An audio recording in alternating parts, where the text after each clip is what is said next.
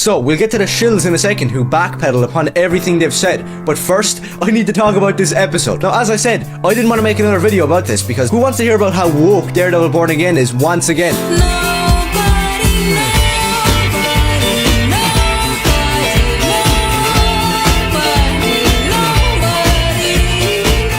Forget politics, forget left, right, forget rage bait, forget all of it. This episode proved why this show is a failure. Matt Murdock got absolutely destroyed in this episode, and it wasn't from people who were supervillains with superpowers. Instead, it was random women and people of color. No, I'm not joking. There's like 4 different times in the episode where Matt Murdock gets absolutely roasted or destroyed in conversation with Heather Glenn, who I didn't really like in the first place because she looks nothing like the character, but now she's revealing herself to be a bitch. You wanna watch your tone?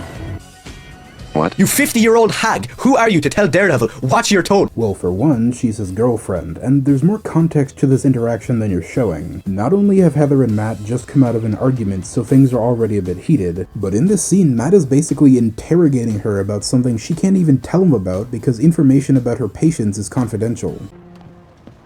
Heather, how do you know that man? Heather, I'm serious. How do you know You wanna him? watch your tone? Please just tell me.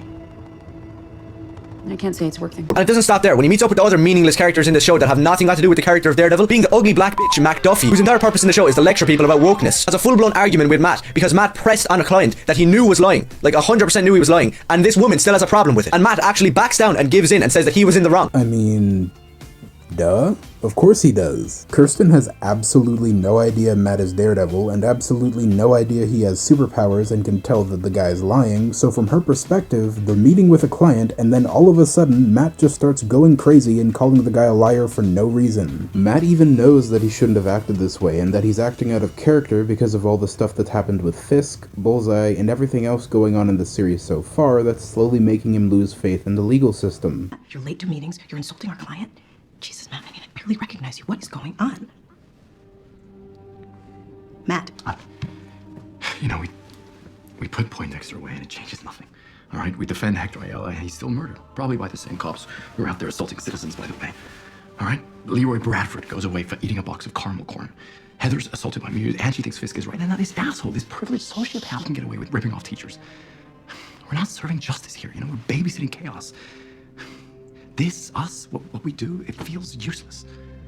Oh, and that thing you said about Kirsten not having anything to do with the character of Daredevil is complete bullshit. Kirsten McDuffie has been a character in Daredevil comics for over a decade. Then when he's feeling very disheartened after everything, because Bullseye called him in to meet in prison and say sorry, and Fisk is taking power over the city, and he's really down on his luck, where would Matt Murdock or Daredevil go? The church, right? Well, no, he goes to Josie's bar. So he's sitting down in there, and as usual with this show, we're getting blinded with lens flares. I mean it, I'm gonna show it on screen right now. Try not to look away. I don't know what they're doing with the camera. It's not film noir or good cinematography. You're just shoving light into my eyes. Oh, quit whining. In this scene, the sunlight is just shining through the blocked-off windows of the bar and highlighting Matt. And in this scene, the light in the hall that leads to Fisk's dungeon is obscuring his and Vanessa's features in shadow. It's just atmospheric lighting, it's not like they do it in every single scene, and it's definitely not blinding you, you big baby. But in this bar, the Hispanic guy, who I don't really know who he is. He's a retired police detective who knows Matt. I don't know his name. His name is Cherry. I don't know his purpose. He's an investigator who works with Matt on the cases he takes. Maybe pay attention to the show you're supposedly reviewing. He shows up out of nowhere and starts talking with Matt, and I'm pretty sure he just roasts Matt as well. The DA, Doug.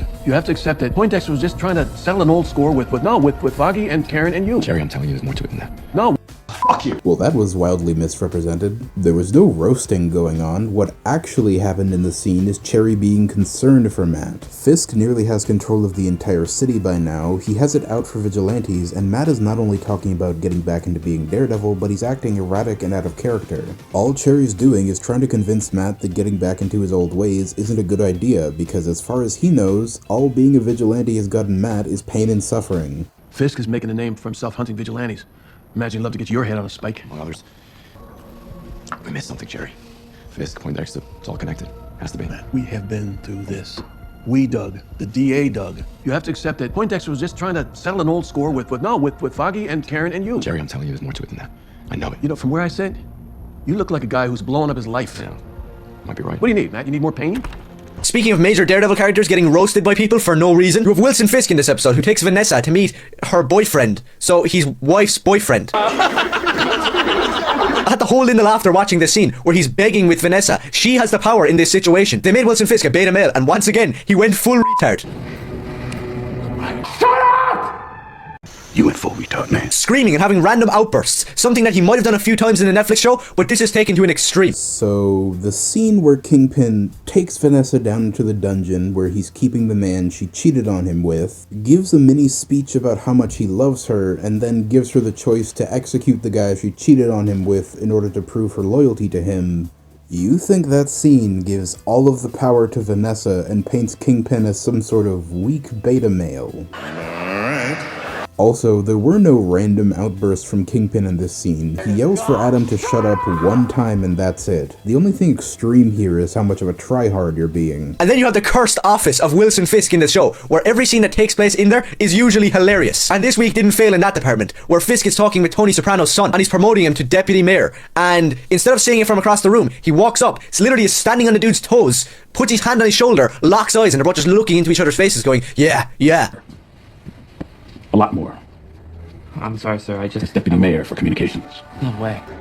You know, work closely with the city council. Make sure they turn a listening ear to our agenda.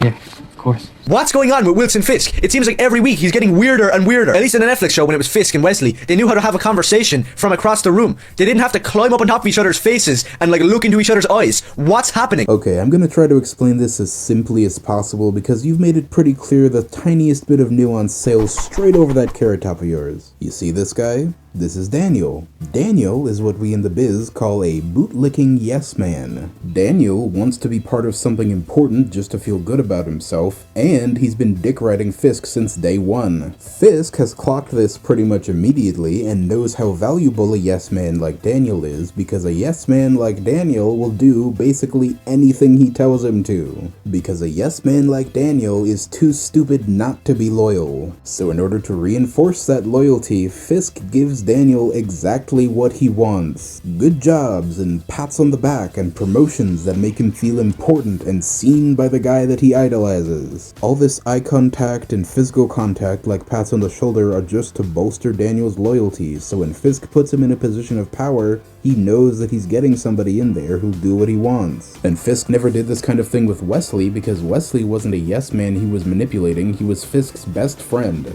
Anyways, the whole point of the episode is that Matt is going to see Bullseye in prison, and this results in another hilariously weird scene, where in the comics, Daredevil and Bullseye have a great rivalry, and Bullseye is this film noir, cigarette-smoking, badass villain that is undeniably crazy and never acts normal, like ever, because he's the evil bad guy. Well, in this show, they have something different in mind. In this scene, Matt also decides to go full retard. Instead of being a hard-boiled detective like Frank Miller envisioned and interrogating this scumbag, instead he gets really close to him and starts calling him sweetheart.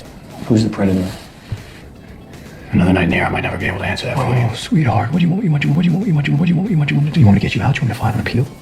Why are you gay? Okay, back up. Who thought that that was good in the script? Somebody tell me, who thought that this was a good scene? Well, I should think you would, because it is the kind of thing you've been asking for this whole time. In this scene, Bullseye, the man who nearly killed Matt, killed his best friend, and killed a bunch of other people, has called Matt to the prison to ask him for help. He thinks he might get killed in prison, and he wants Matt to save him, which is completely ridiculous when you consider everything that he's done. Matt's response is meant to be insulting and sarcastic. When he calls Bullseye sweetheart, he's calling him a little bitch because apparently he can dish it out, but he can't take it. Your criticism of this scene is both unwarranted and completely hypocritical, because multiple times throughout the course of reviewing this show, you've bitched about certain characters roasting or disrespecting Matt in conversation and getting away with it, which is a dumbass take by the way, but that's neither here nor there. Yet when this character is the absolute most disrespectful to Matt out of anybody, and Matt actually claps back and calls him a bitch, you have a problem. Yeah, that makes sense. And just when you think it's as bad as it could be, it gets worse, because Matt Murdock just has an outburst where he screams, F you, straight to the dude's face. Fuck you. Do I have to say it again? Superheroes don't swear. Whoa, Mickey doesn't swear. What the heck is wrong with you? Yeah, it would be cool if Daredevil was cursing and Batman cursed and Wolverine cursed, but to be honest with you, superheroes have never done that, especially Daredevil. The dude is Christian. Are we forgetting that? Are we forgetting the fact that he goes to church and prays when he's down on his luck? He doesn't point into people's faces swearing. This is just not Daredevil, and if you say it is, then you're lying. Besides the obvious reasons you're wrong here, there are a couple others I'm going to focus on. First of all, the fact of the matter isn't that superheroes don't curse, it's that comic book characters in general don't curse. And it's not like it's because of some altruistic moral thing, because it applies to villains too. Comic characters generally don't curse because comic companies try to keep their their products at a certain rating to maximize profits. And everything it takes to ensure this, of course, includes eliminating most foul language in their mainline comics. It's not some taboo that heroes just aren't allowed to do. I mean, even in comics made for the general audience there's cursing, it's just censored. And your point about Matt being a Catholic, therefore he can't curse, is just stupid when you consider all of the other stuff he does in and out of the comics. Catholics aren't really supposed to go beat the shit out of people, and guess what Matt does every night? Catholics aren't really supposed to get drunk, and guess what Matt does sometimes? And Catholics definitely aren't supposed to have sex with people they're not married to, but guess who's one of the biggest fuckboys in Marvel? I mean, look at that roster, god damn! Elektra, Karen Page, Black Widow, Typhoid Mary, Black Cat, fucking Lady Deathstrike? Matt, you slut. In all seriousness, you see Matt as a Catholic committing a mortal sin left and right and you don't make a peep about it, but you draw the line at him saying fuck once. Make it make sense. If you're a Daredevil fan who's read Frank Miller Daredevil comics, how can you watch an episode of this show and like it? It lacks everything that ever made the character good. I really don't understand this. End of this episode proved that, where Bullseye broke out of prison and went to this big ball where Matt and Fisk and Vanessa and Heather Glenn were all having this cringe dance. And when I say cringe, I mean cringe. What is Wilson Fisk doing in this show? Every week, he's getting stranger and stranger. God forbid a white boy catch a vibe. I am bringing this video to a grinding halt because I need you to understand something. I have been waiting since the very first time I saw this video I'm responding to make that joke. The only reason I made the response video you're watching right now was to make that specific joke. Now we're gonna sit and acknowledge that for a second.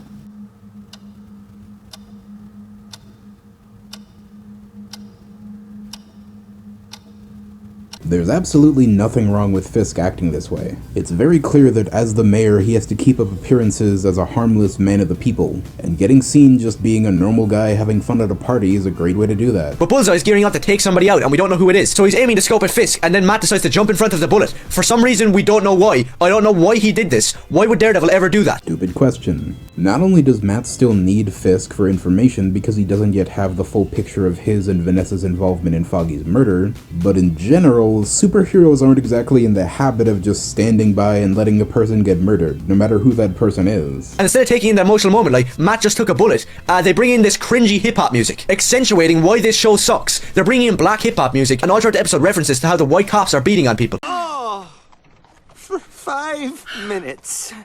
Could you not be yourself? For 5 minutes! Can you stop trying to make this about skin color?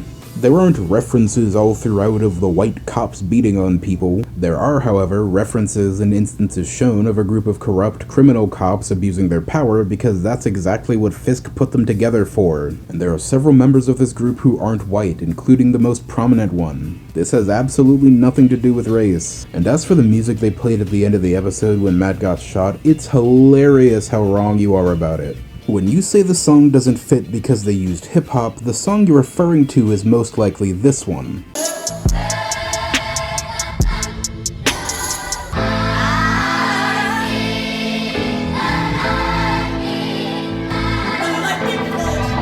But the thing about that is, this is not the song they used in Daredevil. This song is called Redemption by Javon. Javon? Nah, whatever. But the point is, this is not the song they used in Daredevil. The intro just has a sample of the song they used in Daredevil. The actual song they used in Daredevil is a remix of a song called Storm Cloud Rising. Storm cloud rising. Let's go.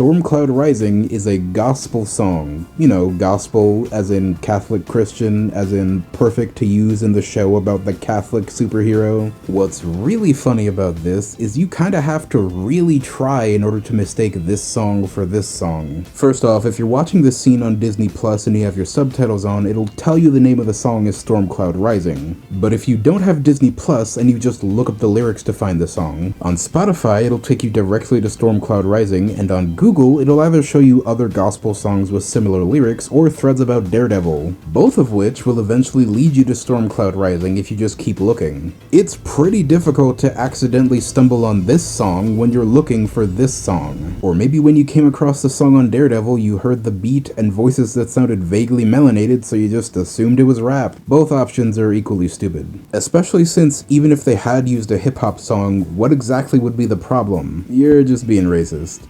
And that is about it.